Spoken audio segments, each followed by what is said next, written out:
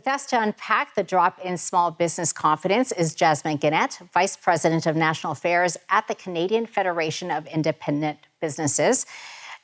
It's so great to have you on the show, Jasmin.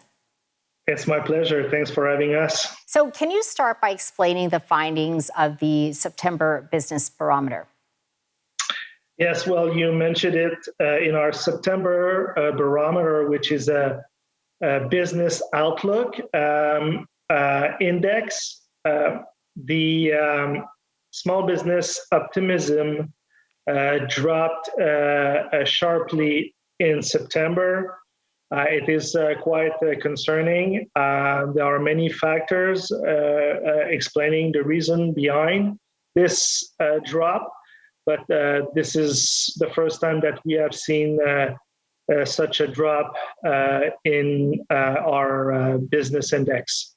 Jasmin, when you look at across Canada, where did you see the biggest drops? Where were the anomalies? The biggest drops are in Quebec and in Ontario. So that's where we see the biggest drop in those two provinces. And the sectors that have seen the biggest drop are retail, hospitality, construction, and also agriculture are some of the sectors where we see the biggest drop in business optimism. We've also seen gas prices rising for Canadians. What sort of business cost increases are your members reporting? Energy is one, that's for sure. Right now, the biggest cost constraint is the cost of commercial insurance. The cost in insurance has increased in the last 2 years to the point that it is right now the number one cost constraints. Energy is among the top three as well. And typically what we see then is costs related to taxes and regulations, and also costs related to wages. Yeah, and my understanding as part of the recommendations is you're saying we need to try to keep these costs down. It's the number one recommendations that we are making at the moment.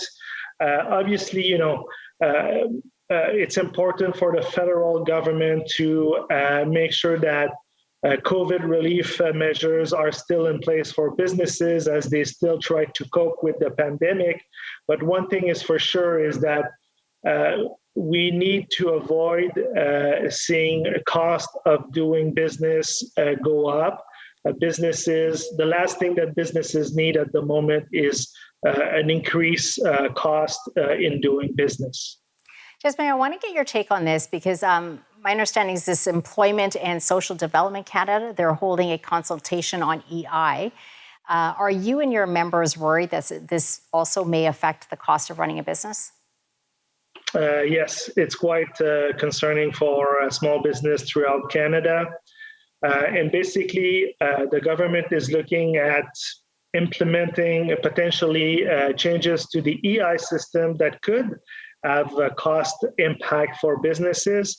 And what we're saying to the government is, hold on just a little bit. We're not out of the pandemic just yet, and government should not implement or should not try to implement any changes to the EI system that would result in increased cost for businesses. We should focus first and foremost on economic recovery and not adding cost on the shoulder of entrepreneurs.